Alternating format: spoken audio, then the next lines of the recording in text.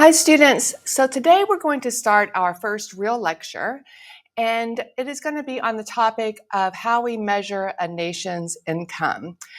That's also going to be a measure of a nation's size, and we're going to learn about one of the most widely used measures of the performance of an economy, which is gross domestic product, or GDP. Now, I have here pulled up the outline of these slides. Some of these topics are covered in the textbook, but some of them are going to not be covered in the textbook, only covered in the notes. So if you do need the textbook, you can see those sections that I have referenced here. Now, the objective of these set of notes is that, one, you want to understand what is meant by gross domestic product and how it's related to a nation's income and spending. We are going to understand how it is measured by the Bureau of Economic Analysis, or BEA. And also, we want to know how GDP is adjusted for inflation, that is, changes in the price level. GDP is going to represent this value of the production of a country's goods and services in a given period of time. And we know that that value measure would change if prices go up. But we also want to know if we are actually producing more goods and services over time. So we want a real quantity measure. So we're going to need a way of adjusting that value measure to get rid of the influence of prices. And then finally, we want to understand if GDP is a real measure of an economy or society's well-being. Now, to get started, I have here a graphic of gross domestic product over time. I have it over the last 20 years, from 2000 to 2020. Whenever you see GDP graphed across time, you will see some gray vertical bars. Those bars are representing periods where GDP is falling over time, what we call a recession. And you can see that we had a recession in the early 2000s. Then we had the financial crisis of 2008. Most recently, you see this really big precipitous drop in GDP that happened in the second quarter of 2020.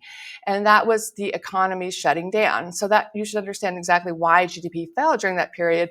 We had many businesses closing their doors, restaurants, bars, entertainment facilities like movies and amusement parks. None of these businesses could operate, so none of the goods and services that they normally produce were produced. Now, you do see that in the third quarter, a slight recovery, but it still did not get back to the pre-pandemic levels. And we don't yet have the fourth quarter data. That's going to be released at the end of January. So we'll see how the fourth quarter panned out in a couple of weeks.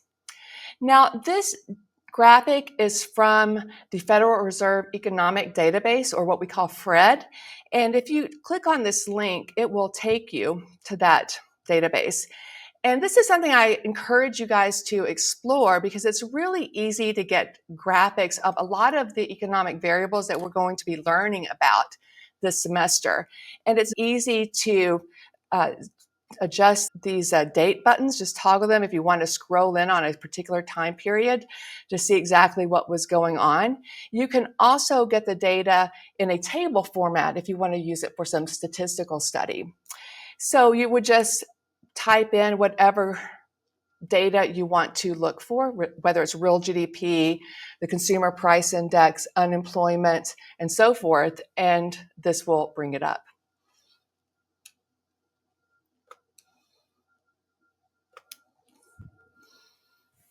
So, as I mentioned, today we're focusing on gross domestic product, or GDP, which is the most widely used measure of an economy's performance. And we are going to see that when we measure GDP, it's going to be calculated as a total expenditure on the economy's output of goods and services. And therefore, it will represent the value of these goods and services. But also, there is a close relationship between the value of these goods and services produced and the income earned from producing those goods and services. So you can already tell why this might be a measure of economic well-being. If you're producing more goods and services, and that means that you're earning more income to purchase goods and services, then presumably an economy is better off. Now, this is a simple example that illustrates why you have this close relationship between expenditures and income. Let's suppose you have a person named Nala who hires Jeremy's yard service and pays that yard service $100 to mow her lawn. The value of the expenditures on that service is exactly $100, and that is exactly the revenue or income earned by Jeremy. So you see that equivalency of expenditures and income. Another way to see this close relationship between expenditures and income is through what's called the circular flow model. This is a model you might have had a look at in your microeconomic class. A lot of classes do start off with this model because it's a very simplified view of the macroeconomy and nicely explains how money is going to flow through your economy. Now, in this simplified model that we're going to be looking at, you will be able to see the equality of expenditures and income, but we are going to make some simplifying assumptions that aren't realistic.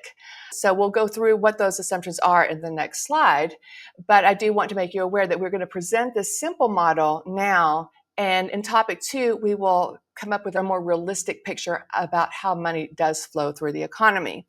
But even in this simple model, you are going to get a good idea about how money flows between the two different actors, firms and households, and through these different markets in which they interact. Now, in the simplified model, what we're going to be assuming is that there is no government. So there is no government that households are going to have to pay taxes to, and no government from which the households may earn money, either through salaries or wages from working for the government, or by getting unemployment benefits or Social Security benefits. So we're just going to ignore the role of government in this simple model and assume it does not exist. We are also going to assume that there is no international sector, meaning our consumers are not going to buy products that were produced in other countries, and other countries won't buy products that were produced in our country of interest. So there's no international trade in goods and services, and also there's no international borrowing or lending. In fact, we're not going to allow any financial sector at all. So you're not going to have any banks that allow households to save money or banks that are going to lend money to households or businesses. So there's no financial sector at all in our simplified economy.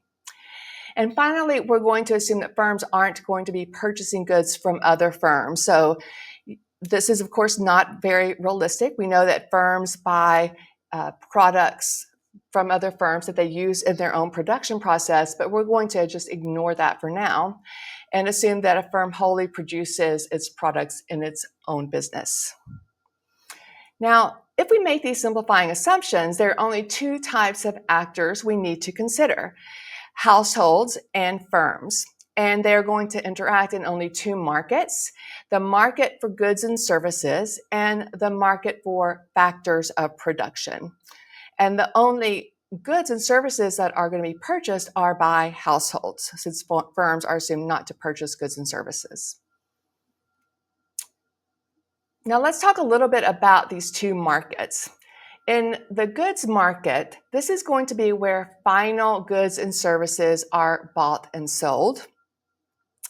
However, in the factor market, this is where the factors of production are compensated. So I want to emphasize this factor market because this is the one that tends to cause some confusion for students. When I say the factors of production are compensated, I'm really only going to be focusing on three types of factors of production. First, we have labor. So households own their own labor, and then they will rent their labor to a firm and be paid wages and salaries. Also, we have that households own land, and they could rent that land to firms to grow crops on or to build a factory on and so forth. And landowners are paid rent. And then finally, we have capital. When I say capital as a factor of production, I'm specifically referring to physical capital. Physical capital refers to those resources that are going to be used to produce other goods and services but they last multiple periods of time. So some examples of physical capital are office buildings, factory buildings, machinery. All of these types of resources or physical capital would last multiple periods of time.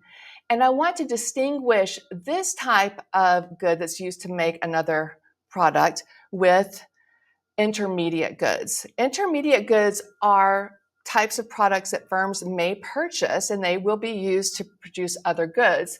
But the key distinction is that intermediate goods are going to be used up immediately in the production process. So, for example, Texas French bread, if you guys have been there, they purchase flour and they use that flour to bake bread. Now, as soon as they bake the bread, the flour is gone. It doesn't stick around for multiple periods of time, yielding productive resources. So that flour would be a type of intermediate product.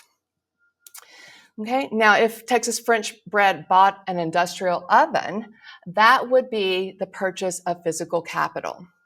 Now, in our model, we are assuming that physical capital is really owned by households. In other words, these buildings, resources, machinery that last multiple periods of time are going to be owned by our households. And what the firm is doing is paying them rent to access that capital. And whenever you hear that capital owners are paid profits or dividends, which is a share of profit, then those are payments to capital owners, right? So whenever you hear of a transaction where a worker is being paid a wage or salary, a landowner is being paid rent, a capital owner is being paid profits or dividends, then that is a key indication that you're talking about a transaction in the factor market.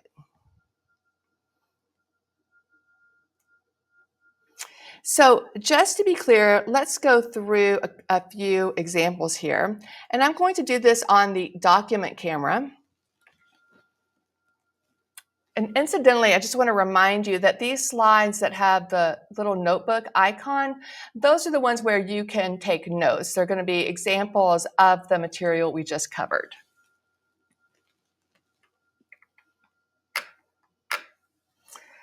All right, so I want to make sure that we can figure out which of these products would be an intermediate good or service or a capital good.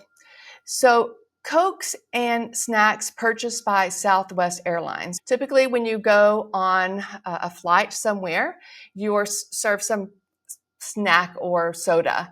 And whenever you are served this as a customer and you consume it, it is gone, right? It does not last for multiple periods of time. This would be considered an intermediate good.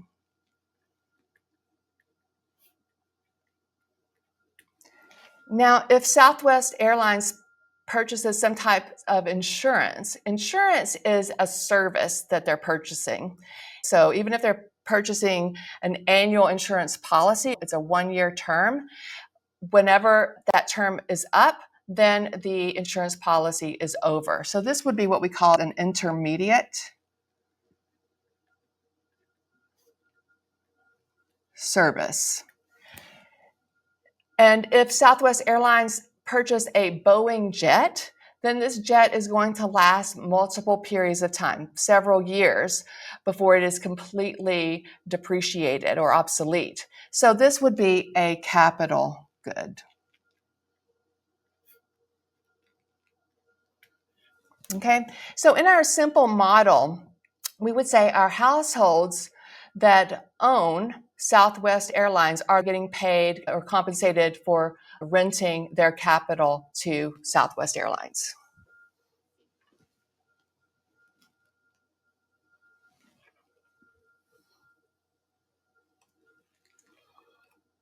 Okay, so let's go ahead and develop our simple circular flow model. So we have our households and our firms. Households own the factors of production, and then they sell and rent them to firms for income. And then they use that money to buy and consume goods and services.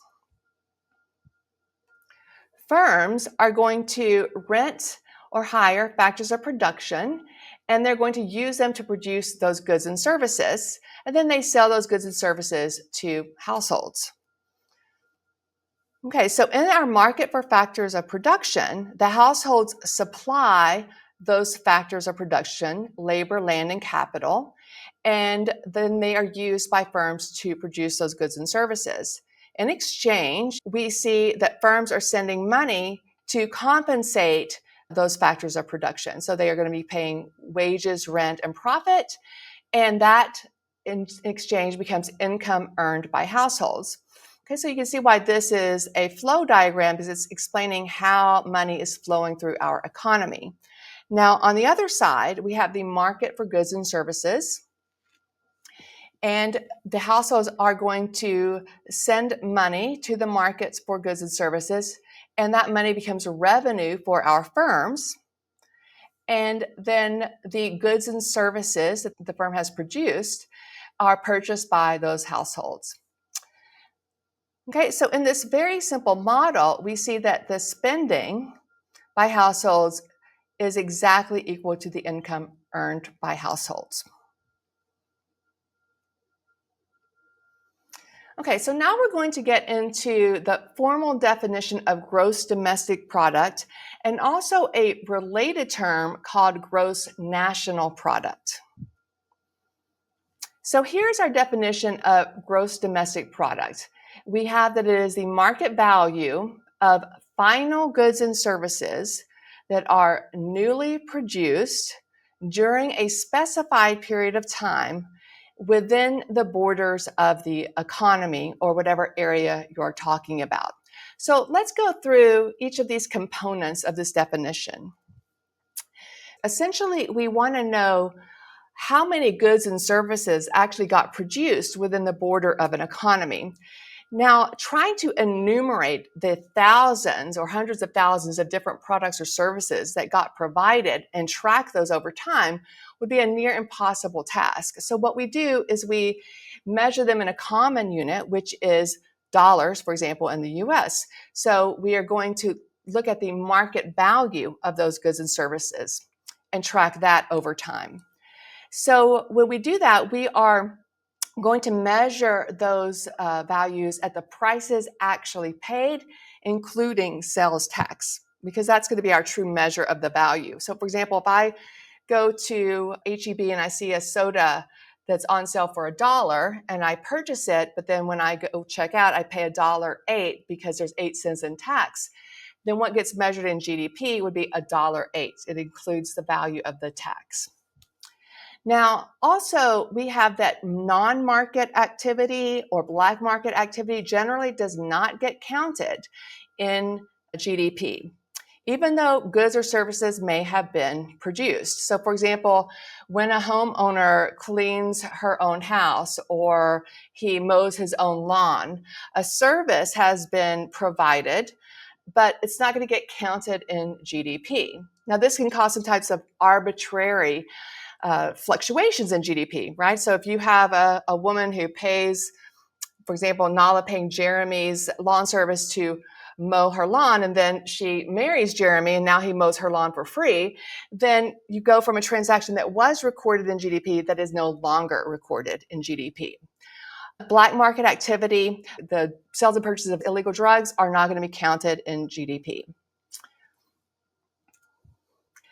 Now we're focusing on final goods and services. So we want to be very specific of what constitutes a final good and service, because we want to make sure we count any product that was produced in the economy during that specified period of time, but we don't want to double count anything. So typically intermediate products are going to be ignored when we're actually using these methods to count up or calculate GDP. And that is because an intermediate product's value is already included in the final goods purchase price. So for example, if Nissan purchased some tires that it's putting into its fleet of cars and then it sells those cars, then the value of those tires is already represented in the final price of that car. So counting both of those transactions would end up double counting the value of all the intermediate products that were embodied in that final product. Now, there are some exceptions when we do consider intermediate products, and we will be very explicit about that. Now, also, we have newly produced products. So we don't want to count the resale of products that were already counted or produced in a previous period. So, for example, when you look at a person who has sold their car that was produced 5 years ago to their neighbor.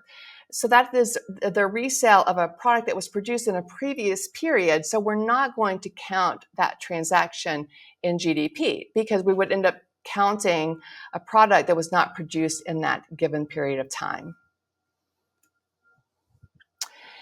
Now, we can calculate GDP in whatever interval of time we want. It could be a month, it could be a quarter, which are 3-month intervals, or it could be annual GDP, so over a year.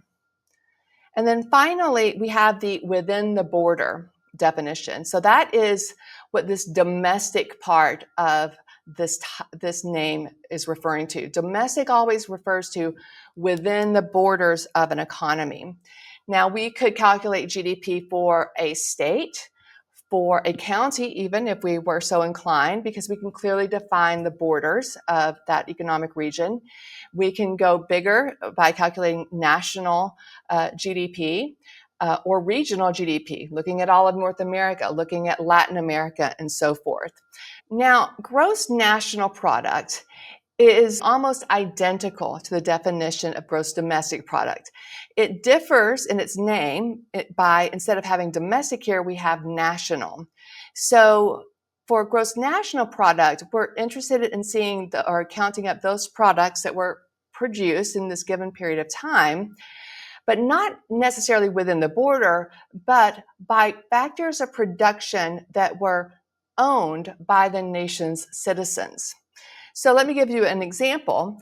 If you have a U.S. citizen that works in Canada as an attorney, for example, then that U.S. citizen is producing services in a different country. So his services, the value of his services would not count towards U.S. GDP, but they would count towards Canadian GDP. On the other hand, because he is a U.S. citizen, this is a factor of production owned by a U.S. citizen, his labor, and therefore the value of his services would count in U.S. GNP, gross national product.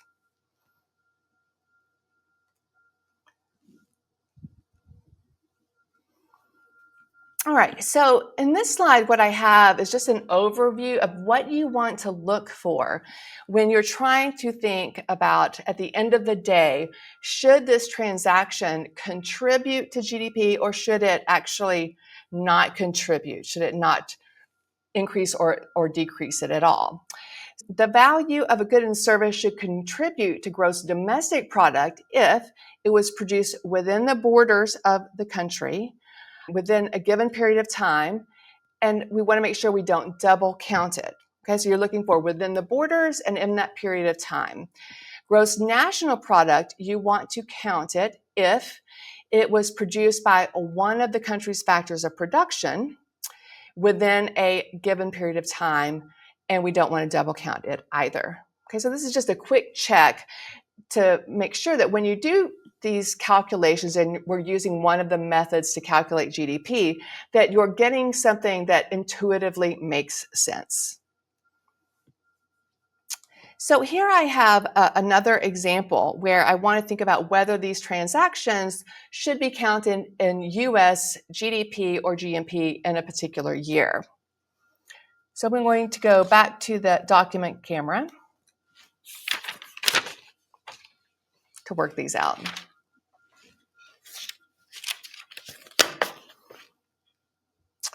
Now, I do want to make you aware that when we're doing these examples, we are going to be given some basic information. So some things that you should just assume from the get-go.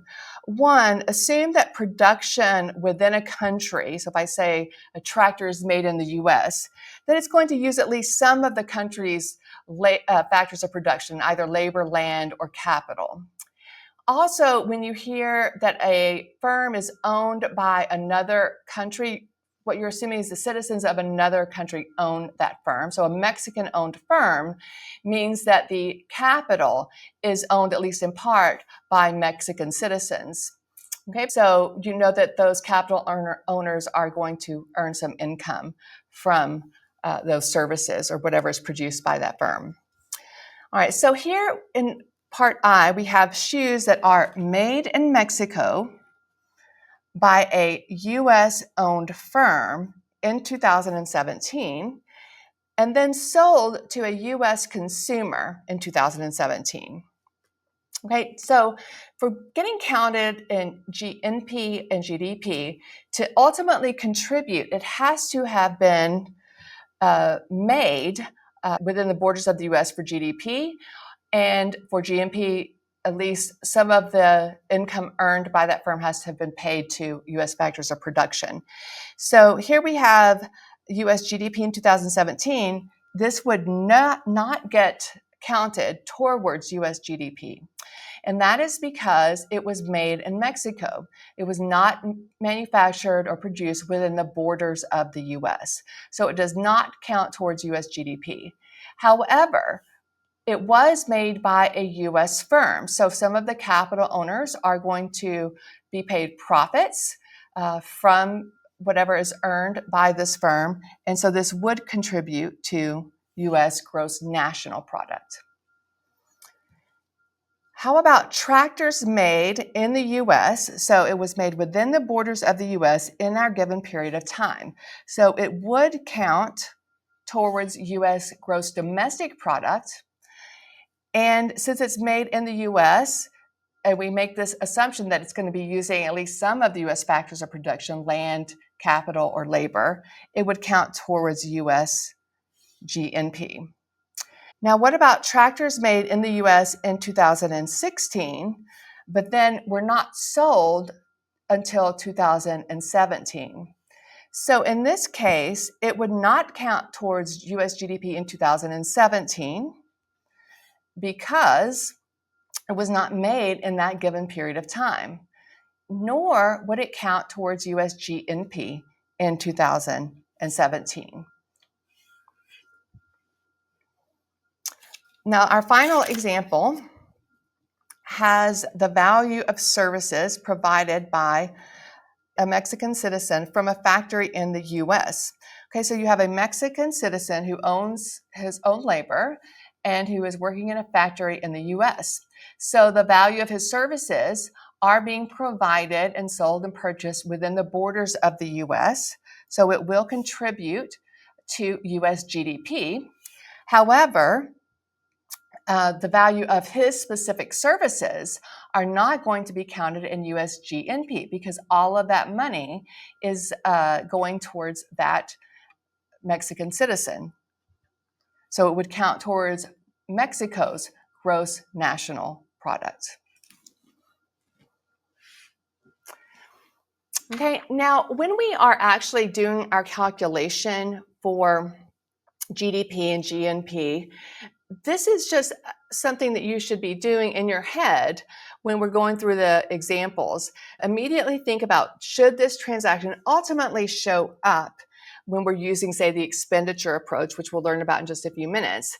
And if it's showing up in some component, but you know that at the end of the day it should not contribute to GDP, then it's going to have to be subtracted out somewhere else.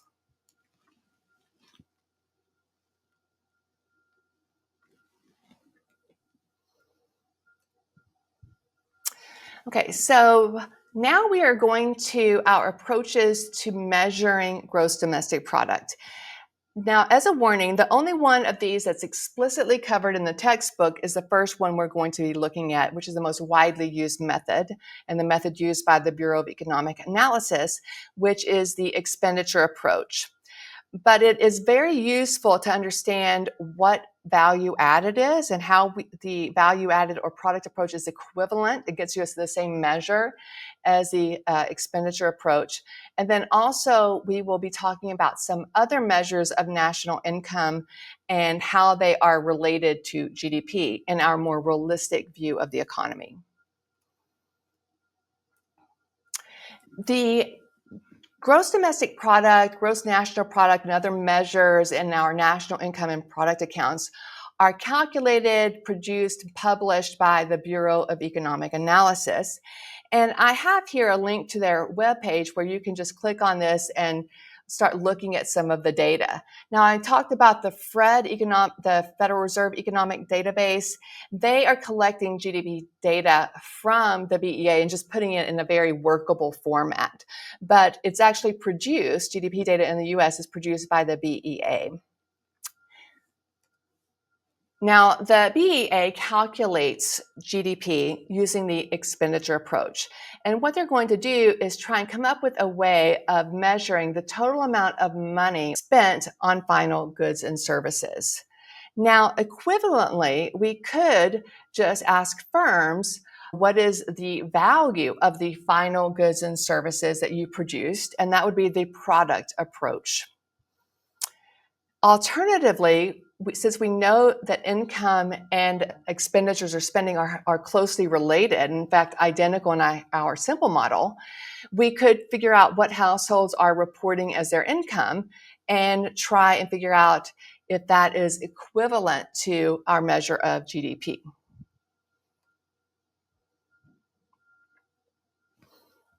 Okay, now let's go over the expenditure approach in some detail. And what we're going to do is think about all the transactions, the purchases of goods and services, and put them in one of four categories. They will either be considered consumption expenditures, investment expenditures, government purchases, or net exports. So we're going to define each of these terms and talk about how we would figure out whether a transaction would fall into one of these four categories, which one, or if it would not fall in any of those categories, and consequently not count towards GDP. So this variable Y is going to be a variable that represents gross domestic product. And it's just going to be the sum of all of those transactions that happen in either consumption expenditures, investment, government purchases, or net exports. So let's first talk about consumption expenditures. This is basically referring to any expenditure of a newly produced good by a household with the exception of one item, and that is newly produced housing. So it will include durable goods like cars or appliances. These are products that last multiple periods of time that households purchase. So it's going to include all those durable goods except newly produced housing. It's going to include non-durable goods like food or clothing. And it will also include services. When a household goes to college and spends money on an education, gets an operation, purchases insurance, hires an attorney, all of these are household purchases of services. Now, a bit of a note on housing costs. Whenever households rent an apartment or a house, their rental expenditures get counted under housing services. So that would show up here under services. But also, something you might not be aware of is that when a homeowner owns his or her own home, the government also assumes that they are purchasing housing services from themselves. And what it does is it tries to get an estimate of what rent that homeowner would have to pay to his or herself and includes that in housing services. So for example, I own my own home. It's a 3-bedroom, 2-bath house here in Austin. So the government would come up with an estimate of what that house would rent for if it were on the market, and they include that in gross domestic product as a housing service. So that is what is meant by imputed rent. Imputed rent is just this estimate of rent. Now, in general, non-market transactions don't get counted in GDP, as I mentioned, but this is one of those non-market transactions that actually does get counted in GDP under housing services. Now, if you have built a new house and paid for it to be built, that actually does not get counted as a durable good. What we do in our national income and product accounts is we count that in investment expenditure. Okay, so that has been the norm, and that is where that type of expenditure gets counted. So any new residential housing would not be counted in consumption, even though it may be purchased by a household or financed by a household, it gets counted in investment. Okay, so let's go through our investment category. So in our title for investment, you see it says gross private domestic investment. So we know what the domestic refers to. That's within the borders of our specified area or economy. Private means non-government. So we're talking about any firm or household that's purchasing or paying for a house to be built, or a firm that's paying for some type of business expenditure. Anyone except any government institution. And then gross means that we are not taking out depreciation. Depreciation, and we'll talk about it a little bit more later on, is a measure of how much your capital has lost value over time. So when we say gross investment, we're just thinking about the value of those new purchases, of anything that would count towards investment without taking away depreciation. So there are three categories of expenditures that fall under investment. The first one is business fixed investment. So that refers to new physical capital like buildings or machinery or tools or computers, any type of capital expenditure that a business purchases. And then we have residential investment. So this is the new construction of apartments or houses, and it could be by a business or by a household. As long as the purpose of that structure is meant for housing, it would be counted in residential investment. And again, we're only looking at new construction, not housing that was produced in previous periods of time. And then finally, we have a category called inventory investment. So we are also going to include any change in the value of business inventories in this investment category.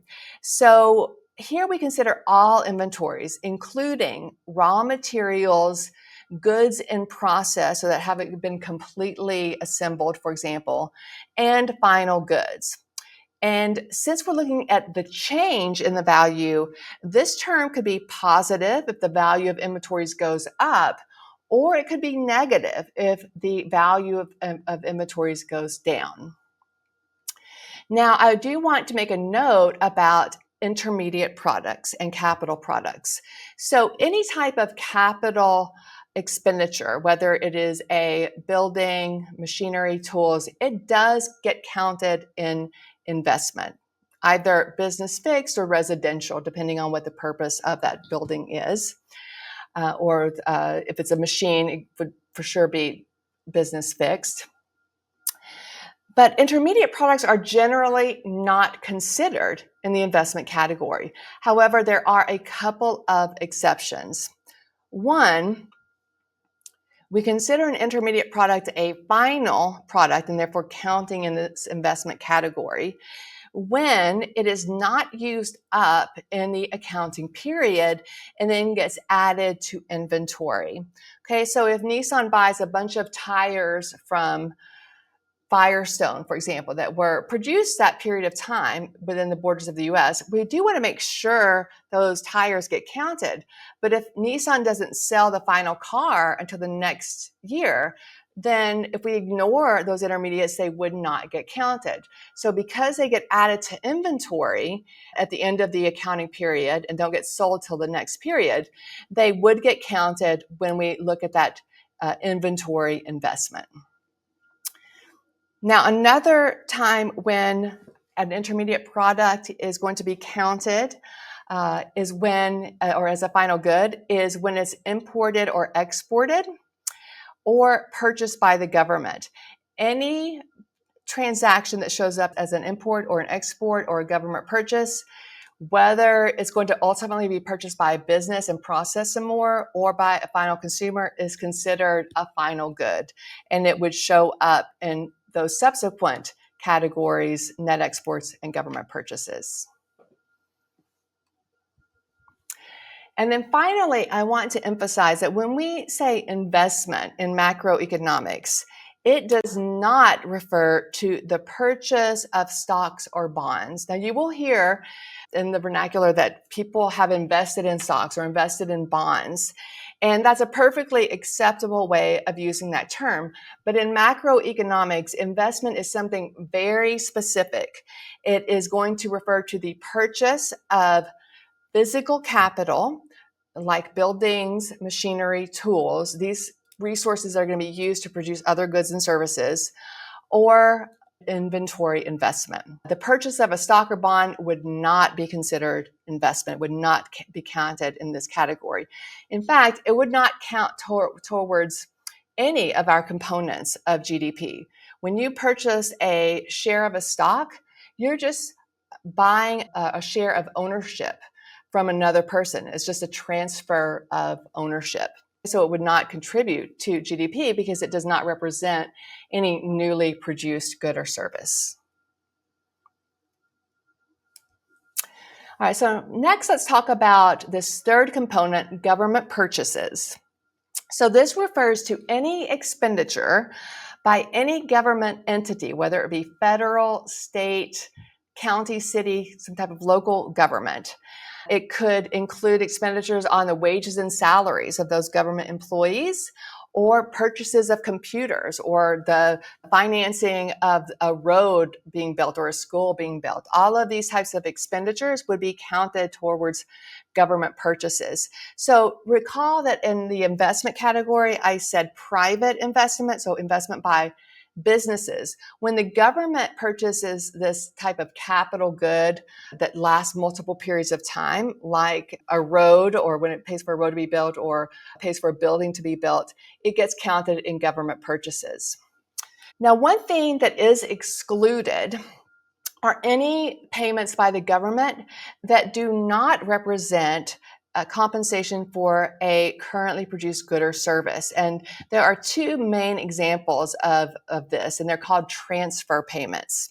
Transfer payments are by definition a payment by the government that is not in exchange for a newly produced good or service. So one example is a Social Security payment. So this is a payment that's made to retired persons after they reach a certain age. And so they're basically getting this stipend to supplement their income, but they're not producing any good or service in that period of time. So Social Security payments are a type of transfer payments and do not get counted in G. Also, when you have people that become unemployed and your government gives them an unemployment payment, this is considered a transfer payment because it is not in exchange for a currently produced good or service. So transfer payments do not get counted in G. Now, our final component here are net exports. Net exports are defined as the difference in the value of exports and imports. So exports minus imports. Now, exports are products. An exported product would be a product that is produced within the borders of a country and then purchased by a citizen of another country. And when we're counting up the value of exports, we're looking at all of that foreign spending on domestically produced goods or services. Now, you may think you have a good idea of what an exported product would be. So, for example, if a car was manufactured within the borders of the US and then it was shipped across the Atlantic Ocean and purchased by a German citizen, then clearly that would be an export of the US, an import by Germany.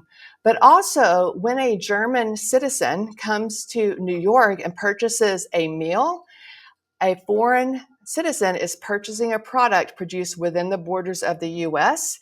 And so that would also be a US export, technically. Now, Traded services are notoriously difficult to measure, but I do want you to be aware that that would still technically be considered an export, an exported service. Now, imports are the opposite of exports. It's going to be when you have a country spending money on foreign produced products or services, or goods or services.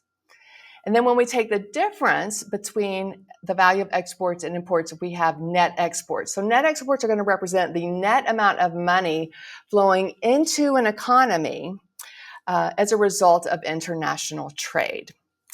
Now, we know that imported products are not supposed to count towards gross domestic product because they are goods that were not produced within the borders of the U.S. However, when a household purchases a pair of shoes that was made in Italy, it gets counted in consumption.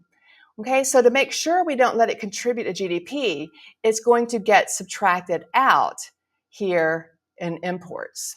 Okay, so it ends up canceling out. Also, it could be that that imported product is purchased by the government. Okay, so it shows up in G, and then we have to subtract it out here with the imports.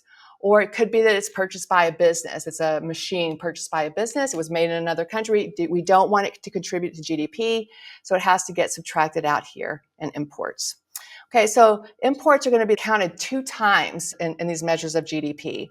It would be counted in either C, I, or G, and then we are going to get rid of it by subtracting it out in net exports. Okay, now any transaction that would get counted in C, I, G, or exports or imports is considered a transaction involving a final product and a transaction in what we call the goods market. That I want to go through, or several examples, to make sure you can distinguish between when a product is considered an investment good, when it's considered a consumption good, or an intermediate good that ultimately should not be considered final. Okay, so jet fuel used or purchased by American Airlines. So this is a product that would be used up immediately, and it's purchased by a firm. And the product that American Airlines is ultimately delivering or selling is a service where it's taking a person from one city to another city. Okay, so the value of all the intermediate goods or services that American Airlines purchases is already embodied in that final ticket sales price. So we would not count jet fuel towards any investment good. And it's not purchased by households, so it wouldn't be a consumption good. So this would be an intermediate good that is not considered final. Now, incidentally, whenever you are told about an intermediate good and you are not explicitly told that it is added to inventory, you assume that it is used up. Okay, if I tell you that it was added to inventory, then that means it becomes inventory investment. Next, we have a passenger jet purchased from Boeing by American Airlines. This is a capital good. Specifically, this would be business fixed capital, and it would be an investment good. Treadmills purchased by Gold's Gym. So treadmills are a type of machine. They're going to yield productive services for multiple periods of time. They are considered a type of physical capital. So this would be business fixed investment. Now we have a refrigerator that's purchased from Sears by a homeowner. So it's purchased by a homeowner. So it's going to be a type of consumption good. And even though it is a product that's going to last multiple periods of time, there's only one product that a homeowner purchases that would count towards investment, and that is new housing. Next, we have a refrigerator purchased by Chris Craft to install in a new custom yacht. So in case you are not familiar with Chris Craft, this is a business that builds yachts for very rich people. Now, if they are purchasing a refrigerator to put in that yacht, then the final product is the yacht itself, and the refrigerator is just one of the intermediate goods going in the production of that yacht. So in this case, the value of that refrigerator is already going to get counted in the value of the yacht. So we would not count it separately in any of these other components of the expenditure approach. So this is going to show up as an intermediate good that does not get counted in one of these components of GDP because we would end up double counting it. Next, we have electricity purchased by your local Sears store. So Sears sells products out of its store, but it purchases those products that it ultimately sells on its shelves. It also purchases insurance, and it pays for attorneys, and it also pays for electricity. All of these purchases are intermediates. Okay, so electricity is considered an intermediate good, and the cost of that electricity would ultimately get passed on to consumers when they sell their final products. So this would be, again, an intermediate good that's not considered final, and so it would not count in investment or consumption. Next, we have electricity purchased by a homeowner. Well, this is purchased by a household, and so this would be considered a consumption good. In number 8, we have Hovnanian builds a new apartment building in Washington, D.C. So this is a business paying for a residential structure. So this would be residential investment. And then 9, your family buys a newly built house in South Austin. Okay, so if they're paying for the new construction, this would also be considered residential investment.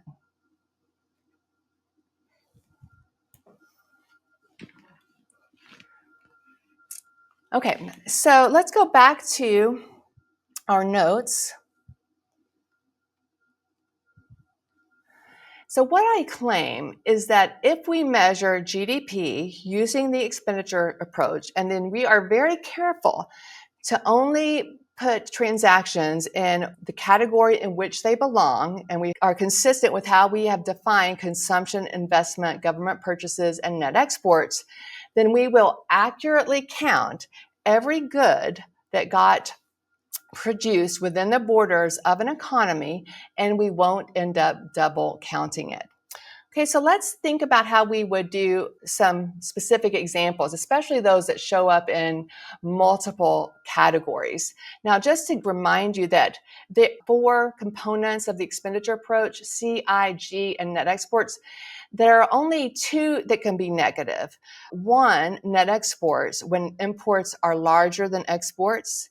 And then investment could technically be negative if you have a huge decrease in your inventories. Everything else, G and C, they must be positive numbers. All right, so going back to our document camera, let's look at this example.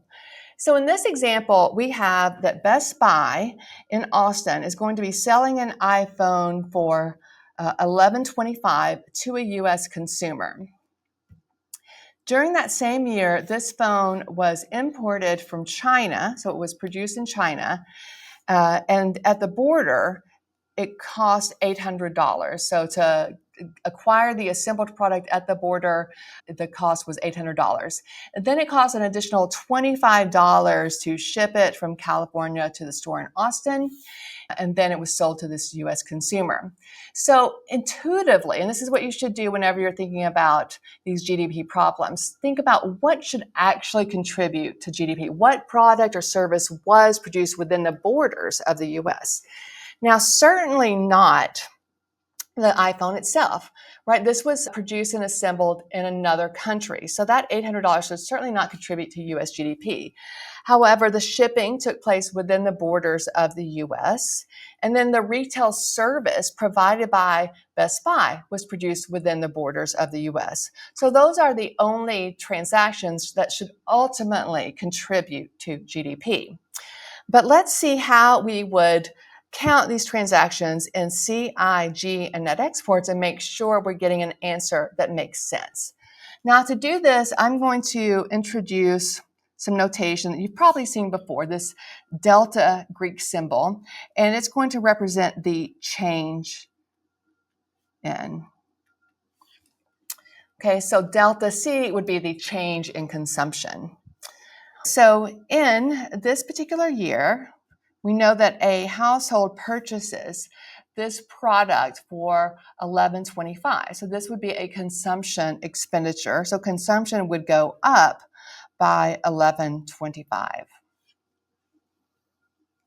Now, we have not been told that there's been any change in inventories or any purchases of investment goods. So we would assume that change in I would be 0.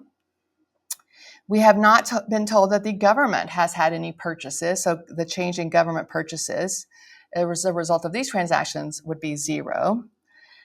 And then we have the change in net exports, which would be the change in exports minus the change in imports. Okay, now we have not been told that the U.S. has increased exports, so that would be 0, but we do know that the U.S. imported this iPhone from China, and the value was at $800. Okay, imports went up by $800, so the change in net exports is negative $800. Now, the change in GDP, or the variable I'm using to represent GDP is Y, so the change in Y would be the change in C plus the change in I plus the change in G plus the change in net exports. So we just add all of these up, 1125 minus 800 to get $325. So as a result of all of these transactions, GDP goes up $325. 25 of those dollars is what's signifying the transportation costs that took place within the borders of the U.S. And then $300 is the retail service provided by Best Buy that also took place within the borders of the U.S. Okay, so you can see how that change in net exports will get rid of an imported product's contribution to one of these other 3 categories so that we don't end up counting imports in our GDP measure, which is the way we would want it because we only want to count products that were produced within the borders of the US. Next, we have an example where I have General Motors operating in the US imports 10 computers that are worth $10,000, and these products were made in China, and they put these computers in their computer lab. All right, so intuitively, we would not want this to contribute to US GDP because these computers were not made within the borders of the US. So let's see how this would show up in our components and then finally in GDP. So the change in consumption is 0. These computers were not purchased by a household, they were purchased by a business. And this would be a type of business fixed investment. And so investment would go up by $10,000. There have been no purchases of the government, but then we do have imports going up by 10,000. So the change in net exports minus imports would be negative 10,000. So summing up all of these changes would see that GDP does not change at all. Okay, so you should never see that a transaction causes GDP to decrease, but you may see transactions not contributing to GDP, and that is exactly what we expect in this example. We have the production of a good that was not made within the borders of the US. So even though it shows up as investment, we have to have it being netted out in net exports, so it doesn't end up causing our measure of GDP to increase when it should not.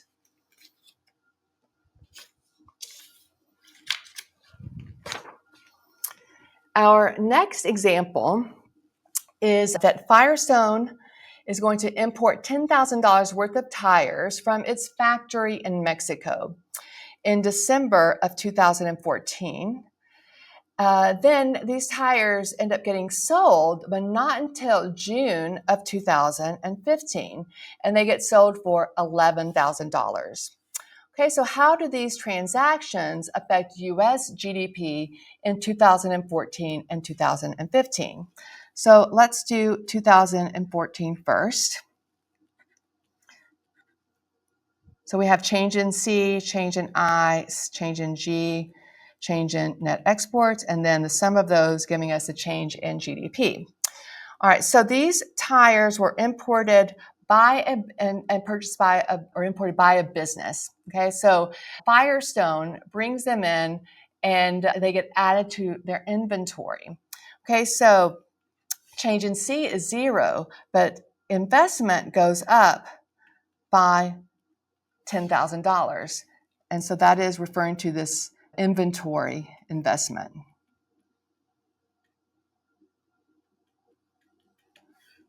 The government has not made any new purchases, but then we do have products being imported.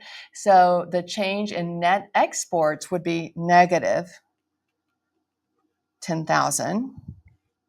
So the change in GDP would be 0. So this is exactly what we expect in 2014 because there was no new product that was produced within the borders of the US. Now, in 2015, these tires are ultimately sold to consumers and they are purchased for $11,000. So there is some retail service that does get provided by Firestone, and that is the only product that actually gets produced within the borders of the US. So ultimately, that $1,000 should be the only contribution to GDP. So let's make sure that we get the correct answer when we apply the expenditure method.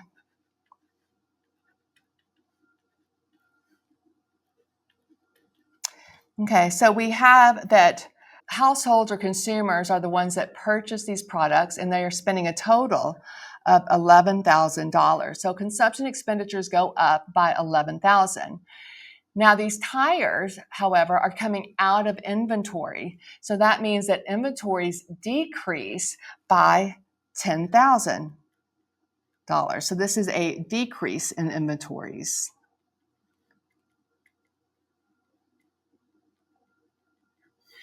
That's why we have that negative there, because the value of inventories is going down by $10,000.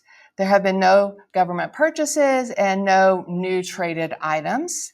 And so ultimately, when we calculate our change in GDP, adding up all of these changes, we're just going to get $1,000, which is exactly what we should get. This is telling us what is the value of the retail service that was produced within the borders of the US in 2015. So I think this is my last example, and this is one where I have a housing application.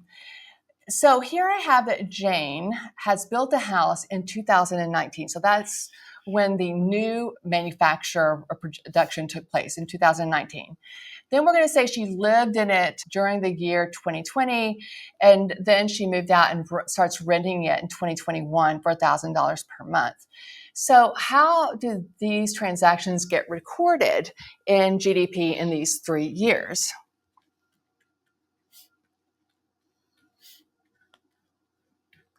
Okay, so any new construction is going to be counted in investment, a residential investment. So in 2019, you're going to see that investment goes up by the value of the house or the value of the construction.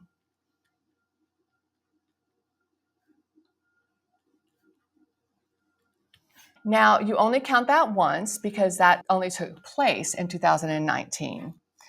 In 2020, Jane lived in her own house, but she didn't spend any money building a garage apartment or any other type of investment on the house. So what ends up happening is that her consumption expenditures would go up under housing services, by the imputed rent.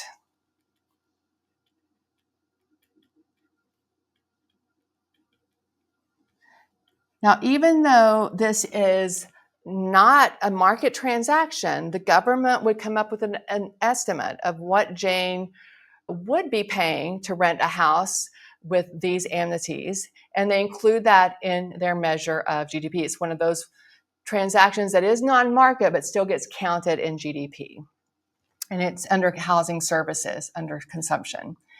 And then in 2021, she moves out of her house and then does actually rent. So the contribution to GDP will come under consumption, again, under housing services. And it would be that consumption increases and consequently GDP increases by the value of the rent over the year.